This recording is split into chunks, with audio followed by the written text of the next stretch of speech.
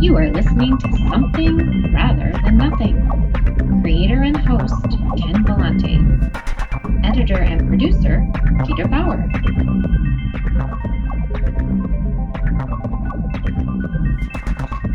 This is Ken Vellante with the Something Rather Than Nothing podcast. For this episode, have the pleasure and the privilege of talking to Jessica McDiarmid, who wrote a very important book, study piece of investigative journalism called The Highway of Tears, which inquires into the tragedies of missing and murdered Indigenous women in British Columbia. And that book came out last year, and we're lucky enough to have her on the podcast to talk about that book and also to talk to her about her art and her craft in investigative journalism. Jessica McDiarmid, welcome to the podcast. Thanks so much for having me, Ken. It's great to chat with you. I did some research and just saw, your works in research around the world in the continent of Africa, and of course, as I mentioned, the Highway of Tears book. But before we get into some of the recent things that you've written, can you describe what you were like when you were younger? I mean, were you always interested in investigating things, or you have a curious mind? Yeah, I think that would be fair to say. I was certainly always a writer. I think my brother he's a couple years older, so he'd gone to kindergarten, and I think I could kind of read and write by then, but I would hassle him when he got home from kindergarten to teach me everything that he'd learned, because I was just desperate to be able to read and write. So I was a pretty precocious little kid and was writing novels by the time I was 7 or so. They were all about wild horses and evil farmers that would trap the wild horses to sell them to meat markets. And then inevitably there was a young heroine that would rescue the wild horses and then ride them out into, the wilds and live with the wild horses forever. Those books sound fantastic. My mom actually dug one of them out probably 10 years ago, but I had finished journalism school by then, and I was working as a reporter and maybe feeling a little discouraged, or like my work had become very much the work of a newspaper reporter and the art part of it had disappeared. And she had dug it out, and I was almost heartbroken, because I was like, look at what I was doing when I was so little, and now what am I doing? My life is over. I failed. And in the way that I often thought at 24. Yeah, sure. And so let's chat about that a little bit. I mean, so you saw this huge, artistic, creative, kind of expansive, maybe younger version or vision of, what you were creating. And then, maybe comparing it to a little bit more of I'd imagine some of the difficult work and digging into details and investigating and trying to put this together. What did that moment mean to you? I mean, did it end up informing your approach to your work, to your investigative writing? Well, I think I've always been looking for the place between the two ideas, one of which started off where I wanted to be a novelist. I wanted to write beautiful fiction, and then ended up in a career in journalism. And that was largely because I think in my sort of early mid-teens, I got more interested in world events, in history, in sociology, and in what was going on around me outside my dreams of running away with wild horses. And I was appalled by what I saw, to be frank. I started learning about things like, proxy wars during the Cold War, and just, how could this be happening? How could this be happening over and over? And nobody cares. And it was with, all the rage of a 14 or 15-year-old. And it was through that I came across a book I think to put my mom in an interview twice, she'll love this. She had gotten me a book from a Chapters bookstore bargain bin, which was written by a foreign correspondent, Canadian foreign correspondent named Oakland Ross, called A Fire on the Mountain. And it was sort of a personal account of many of the global conflicts that he had covered as a reporter. And I was incredibly inspired. It really, quite literally, sort of changed my view on everything. And I was like, foreign correspondent, this is the way to go. So then there was, the long path trying to get there, which ends up feeling often not very literary or artistic. You work for a city news desk and you get sent out on an assignment and you have 8 inches to shove in the basic information, and that's sort of it. But that was, what I learned was that was incredible training, because you have to become really gymnastic with your words. I realize now, looking back, I wrote very long and very flowery and not all that clearly. And so as uncomfortable as it was to, sort of have somebody take a red pen to 2/3 of what you had just done, it gave me this incredible awareness of words that I had never had, and this precision with them. And then, fast forward again, when I was so lucky to get to the point where I could do a book, I'm not saying I think I succeeded necessarily, but I wanted to combine those two things. So combine, a literary approach, trying to write something that in places is, beautiful writing, combined with a lot of information and facts and, the sort of idea of shining a light on wrongdoing in hopes that it will be solved, and put those two together into one place. So my ideal would be, to be a literary investigative journalist. And it's a road that I'm on. I don't think I'm there yet. But, maybe by book 3 or 4, I'll look at it and go, wow, you did it. Well, yeah, and I can see, and thanks for describing some of you thinking about that. I have an episode coming out pretty soon with a writer in Oregon, Benjamin Gorman, and I found it quite interesting. And I've had writers on the podcast to talk about those artistic choices, to talk about the tensions that appear in writing. So I want to thank you for talking about those components. And just out of curiosity, in addition to the importance of writing and as far as art forms, are there any other art forms that are significant to you as far as what you enjoy? I mean, in terms of what I do and what I'm good at, I'm totally a one-trick pony. It's writing. But I love pretty much all art. I mean, I love music. It's a huge part of my life. I've dabbled badly in many instruments, and I always say I'm an enthusiast, not a musician. I'm an enthusiast.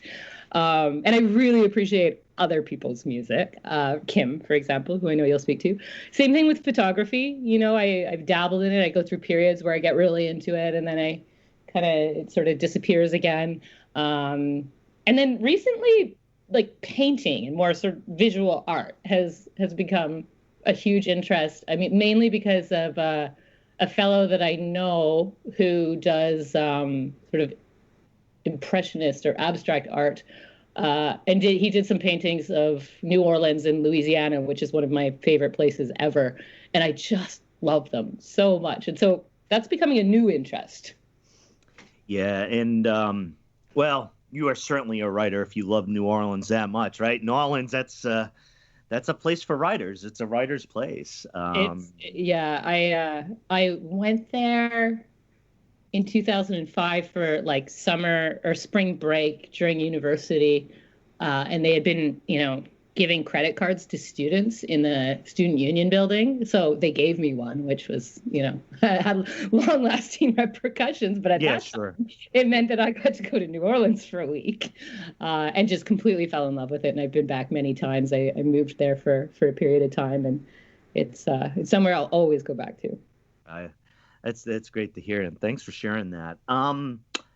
So let's talk about Highway of Tears, right? Can you tell us can you tell the listeners about what led you to the story, in just how you entered into this project and what your book Highway of Tears, what it is? Yeah. So, I mean, I was led to the story because I grew up in the middle of it. I grew up in a town called Smithers, which is about halfway along what's now referred to as the Highway of Tears, which itself is about 450 miles of, single lane highway through a really remote area in Western Canada. So growing up, this was something that happened. There was several girls that went missing from my hometown. There was girls that went missing from the surrounding towns. And so it was always there. And I think a friend of mine actually recently had told me that I was talking about this when she met me, which was when I was 19. I was saying, somebody's got to write a book about it. Somebody's got to do something about it.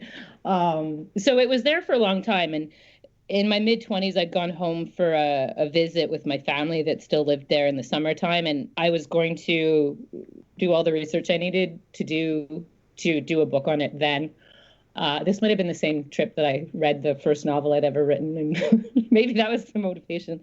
But I did some interviews with some of the players. I met some of the families, but I realized pretty quickly that I wasn't able to do. I didn't have the skills. I didn't have the maturity. I certainly didn't have the time or the resources. But I stayed in touch with people. I kept following it for years and years after, as I went and did all sorts of other things and grew up a lot. And then reached a point where I was able to go back and do it. So that's what I did. And, the book itself really is, it's an exploration of what's happened there, which is, more than a dozen Indigenous women and girls have gone missing from these really small, remote towns. And there's been very little response from the public, from the police, from the government. None of these cases have been solved. And, so that's going back over 30 years. And so an examination of that and of the question of how does this happen? Who's responsible? What needs to be done? How do we prevent this from happening again? What do we do about the fact that it's still happening all across Canada? I mean, in that region specifically, the last year I was working on the book, there were 3 Indigenous women and girls who went missing.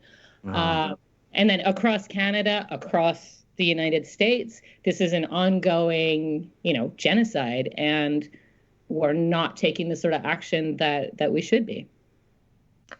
And I know, in having listened to some of your interviews and having listened to the book, that there's a lot of, even accessing information, accurate information about the true scope of the problem and statistics and getting reports is extremely difficult. And I heard you describe the kind of the cultural differences of, the public's response to different races or groups of people when they go missing. And Indigenous women, those issues being ignored by, maybe a white girl, who goes missing, and, family wants all the help they can, gets a lot of exposure, and there's progress on it.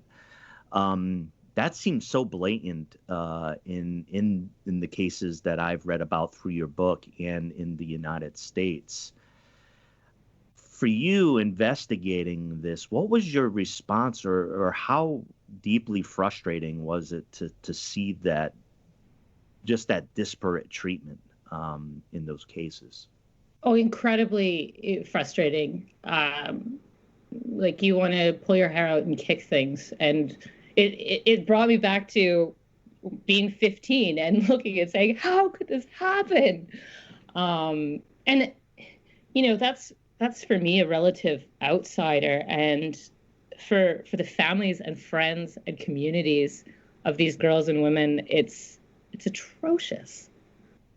And it's still, again, it's still going on now. So one of the questions I have, and I'm asking a little bit in a way, just to explore this a bit more, is I've asked the question of, what's the role of art? And I would just say, your investigative work in your creation is a work of art, but, the research, what is its role, art's role, you think, in disrupting, the very racism that you're steeped in and having to report on it? Yeah, I hope that shining a light on these things, presenting evidence to all the naysayers who say it's not racist here, we're not racist, it's not unequal, art, writing, and other art forms are a way of presenting that to hopefully chip away at the ongoing denial and apathy that still really pervades our society. I think it's also a way to help people understand and get a little, beyond what might be the politics or the, their prejudices, their lack of knowledge, their ignorance, to build a bit of a bridge there and show them that when they're making these comments or they're shuffling this stuff off, what they're doing is awful because it's about other human beings. So when they say, oh, well, that girl should have taken responsibility for her actions, she shouldn't have been hitchhiking, you tell that person the girl's story. That this is a 15-year-old who was on her way to see her friends, and that changes people. It has the potential to, anyway. Yeah, and thanks for that too. We're speaking with Jessica McDiarmid, and for listeners, we did have a Something Rather Than Nothing podcast episode in the past with Rosalie Fish, which broached the issue of missing and murdered Indigenous women in North America. And why Rosalie Fish, who's a runner, was doing that. And of course, the protest symbol of the red paint on her face was something that was striking for me and actually caught my attention and brought me to greater awareness. And so now we have the great pleasure of speaking with Jessica McDiarmid, who again wrote the book Highway of Tears. And also have a nice correlation here, Jessica, I want to ask you about. After interviewing you, I'll be interviewing the incredibly gifted, wonderful artist, Kim Gucci, singer, and also created the design for the book cover. I was wondering if, just to make that connection, can you talk about your work with Kim and how it relates to the book? Sure. So I met Kim in 2016. There was a memorial walk down the length of the highway organized by Brenda Wilson, who's the sister of one of the murdered girls from Smithers. And so I walked the highway with Brenda and two other women, did the whole distance, and then in all the various communities, as people were available, they joined in. So on the last day, which was day 17, I believe, Brenda had put out a call for the last leg to have some volunteers come and cover some of the miles. So Kim had come with some friends and done that. So we had met then, and then stayed in contact, and she was coming to Smithers to play some musical events, and stayed at my mom's house, where I was also living at the time. And they became friends, and over the years, I was really honored to meet her mom, and we became close. And when it came time there was discussions about the cover of the book, I had felt really strongly for a long time that I wanted art, as opposed to so many stories about the Highway of Tears. You see the picture of the mountains and the lonely little road going through the forest, and I knew I didn't want that. And I thought that art by a local First Nations artist would be really spectacular. And I don't know that I even knew Kim really did much visual art. I mean, she she was much more out there as a singer and songwriter. But she had brought a piece of artwork as a thank you to my mom for letting her stay one time. And I saw it and went, oh, wow. Oh, and sure. Yeah. Welled up courage for weeks. I was so scared to ask her. And then sent her like a shy little Facebook message and said, oh, what do you think? Would you do this? And she said yes. And I was incredibly excited and honored. And then I only just found this out recently, and she'll tell the story more, but we didn't really work together on what the art would be. She was in touch with the publisher and a designer for the publisher. And so I was sort of frantically going through edits and stuff, and they had this whole other process going on. And then I got the PDF of it. My editor sent it and said, this is what they've come up with. What do you think? And I like sat there and cried with happiness and sadness. And I mean, it's such a powerful image, and I was just so blown away. It is a beautiful image. And yeah, thanks for sharing that. The book Highway of Tears, the cover put together by Kim Gucci, who will be a future guest on Something Rather Than Nothing.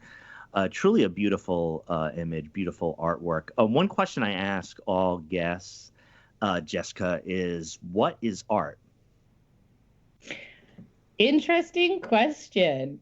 And it's really fun to actually get to talk about some of these things and, think about them. So I put some thought into this because you had warned me. And, I think it's a universal language. It's sort of like mathematics. It's a way that we can communicate and that we can reach across all the divides that we build up between us, as we share and we reflect the world as we see it, and we absorb the world as other people see it. And ultimately it's something that brings us together and makes us feel less alone in the world. That's a powerful thing. Yeah, that's wonderful. Yeah, I ask each guest that, and I think it's a fun one to answer because I think everybody thinks about art, and then when they're reminded that they think so much about art, it kind of gives you permission to answer the question.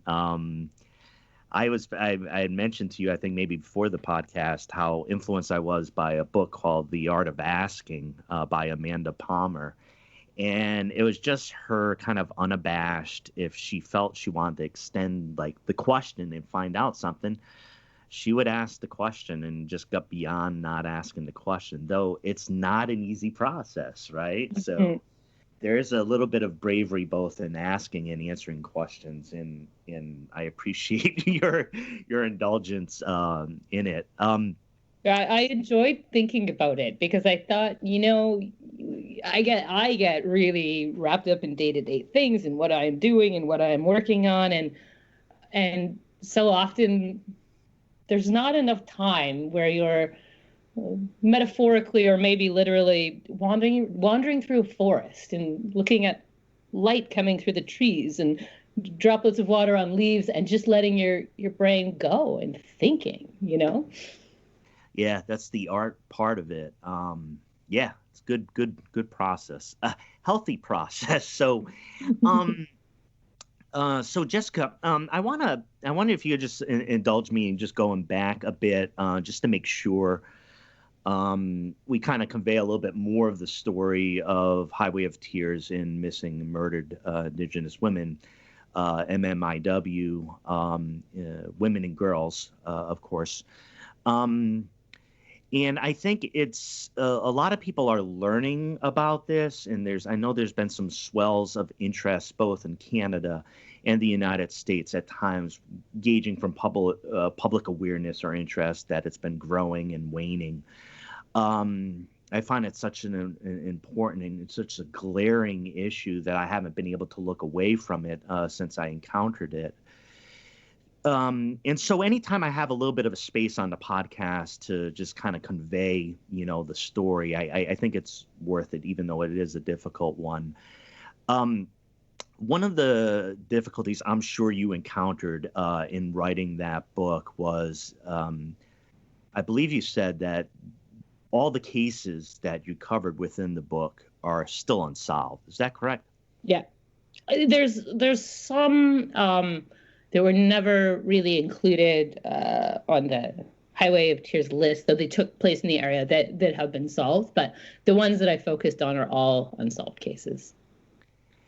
And amongst these cases, I mean, the book goes into depth and really personalizes both. You make strong connections, Jessica, with the people that you're talking to, and you really do justice to the story, and a very difficult story to tell. But you make these connections now.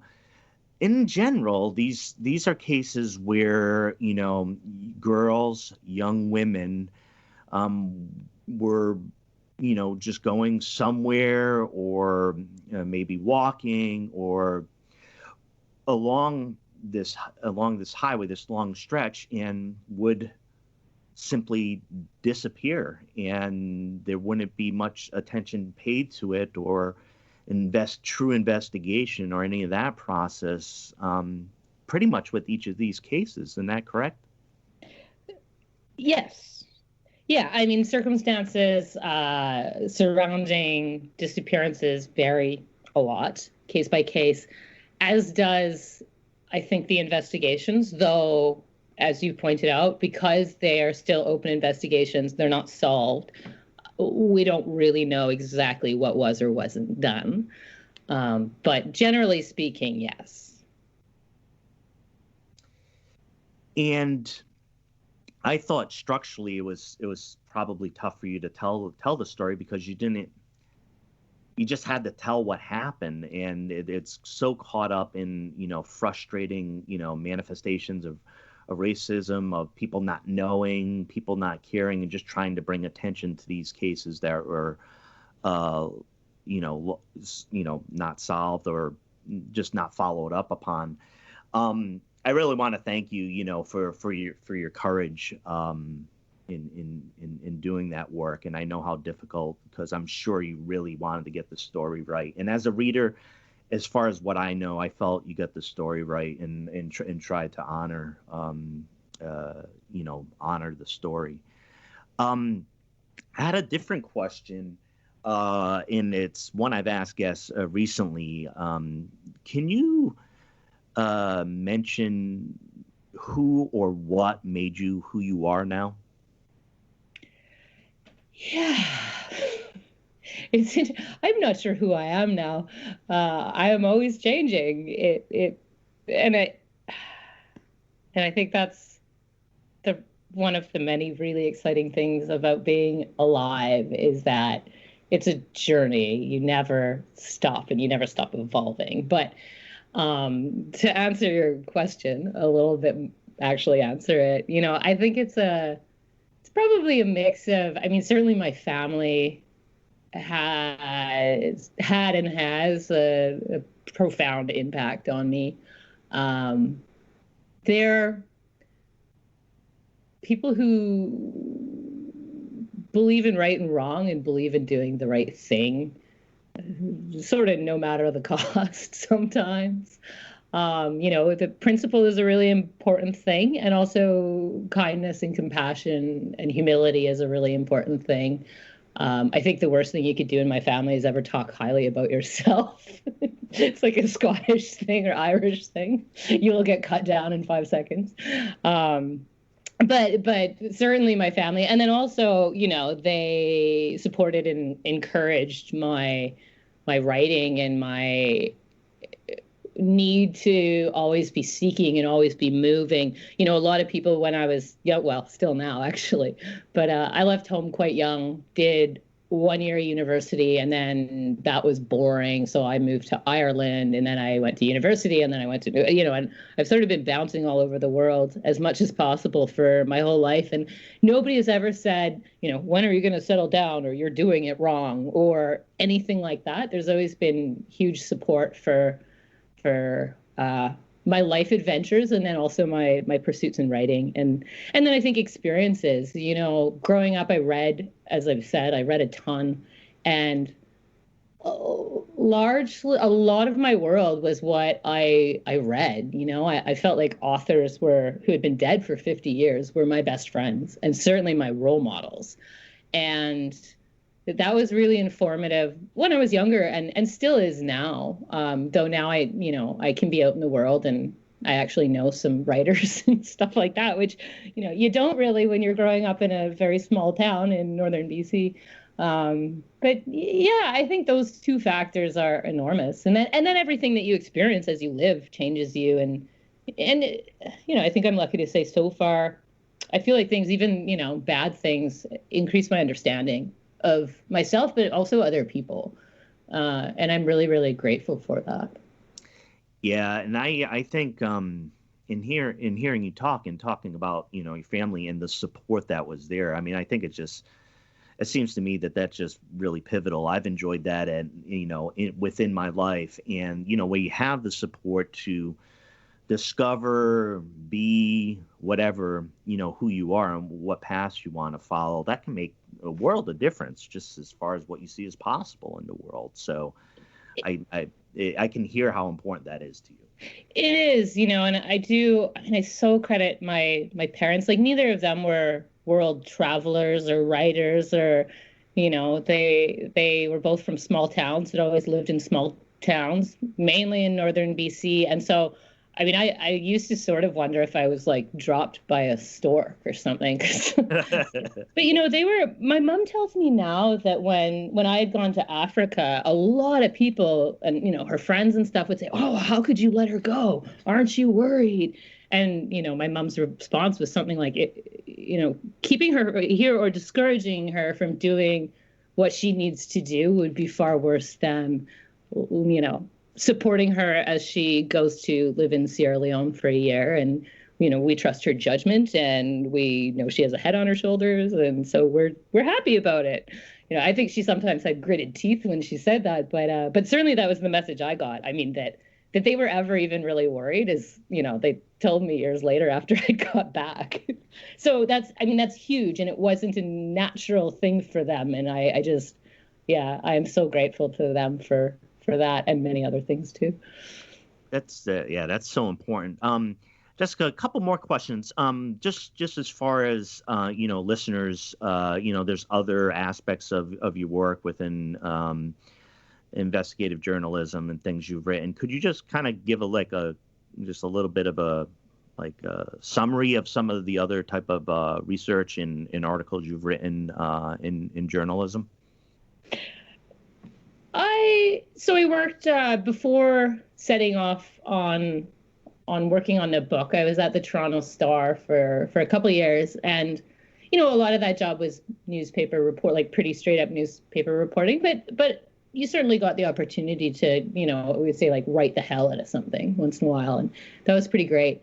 And then prior to that, when I was in West Africa, I did some freelancing for the Star and for some other places, and it was largely features. Some was breaking news, but a lot, features where you go and spend a lot of time with certain people, and you would try and relay this really different world and really different lives to North Americans. And I did a lot of fiction and nonfiction there that was sort of based there. I mean, none of the fictions, a lot of the nonfiction hasn't been published either. And if I go back to it, I can see why. But yeah, it was really an exploration of a really different place and different culture and different history and yeah. Yeah, thanks for sharing that. I know you've done. I've looked on your website. You've done a lot of different work in your experiences. There seems to be a lot to it. I'm wondering if your experience answers the big question of the podcast of why is there something rather than nothing? Can you help me out? I don't know. And maybe this does sort of relate, because I think it's one of those questions that is unanswerable. Everyone will have a different answer. There's different explanations. There's different beliefs. ultimately it's always a mystery, and that's sort of the beauty, and that's sort of the parallel to what is truth and who are we and all these questions where it's a matter of perspective. And I think that the magic in the world comes from learning about perspectives and developing your own and coming to understand others. And so it would be terrible, actually, if this question was answerable. It's the quest to figure it out that actually becomes the meaning. I really like your answer. I never answer my own question, but I will say that one of the things I like about Buddhist philosophy on this question, they just say, throw it out, don't bother answering it. It's useless to look at. And I like that kind of dynamic to the question itself. And I think it's a great one. I really enjoyed your answer. Jessica, can you tell the listeners where they can connect with your book, with your material, what you would like to share with them, so they can find you on your platforms? Yeah, so I have a website, which is just jessicamcdiarmid.com, and it links to various work, and it links to where you can get the book. And I would just encourage everyone to go to their local bookstores, especially now, because Amazon's doing very well and local businesses are struggling. So please go to your local bookstore. Yeah. Or the library. Or the library, right. I think I might have encountered your book through the library, and they lend out audiobooks because I listen to the book. Yeah, just thank you so much, Jessica. I mean, it's been a real pleasure to talk to you. And again, I want to thank you for your hard work and advocacy and your sharing of the story of the Highway of Tears. And also very excited to kind of connect this conversation to the next conversation with your friend and collaborator, Kim Gucci. But Jessica McDiarmid, thank you so much for being on the podcast. You're welcome. Thank you so much for having me and for the work you're doing. Oh, thank you. Take care now. You too. Bye.